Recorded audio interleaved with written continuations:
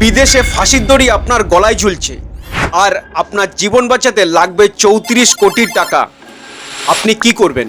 গাড়িতে হাত লেগে দুর্ঘটনাবশত মালিকের প্রতিবন্ধী সন্তানের অক্সিজেনের পাইপটি খুলে যায়। আর এই অপরাধে সৌদির জেলে 20 বছর মৃত্যুর প্রহর গুনছিলেন কেরালার ড্রাইভার আব্দুল রহিম। সৌদির ওই পরিবার পরিষ্কার জানিয়ে দেয় 34 কোটি টাকা ব্লাড মানি না দিলে তার মাথা কেটে ফেলে দেওয়া হবে।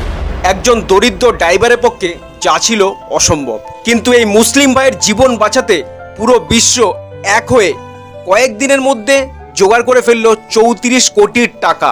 আর অবশেষে দীর্ঘ 20 বছর সেই নরক যন্ত্রণা শেষ করে আব্দুল রহিম ফিরে এলো মায়ের বুকের মধ্যে। তখন পুরো পৃথিবী দেখলো মানুষের তৈরি টাকা নয়, মায়ের দোয়াই আজকে ছেলেকে মৃত্যুর মুখ থেকে ফিরিয়ে এনেছে। আল্লাহর এই মহান কুদরত আর মায়ের দোয়ার শক্তিতে আপনার বিশ্বাস থাকলে অবশ্যই কমেন্টে সুবহানাল্লাহ লিখুন আর এই ভাইকে ফলো করুন।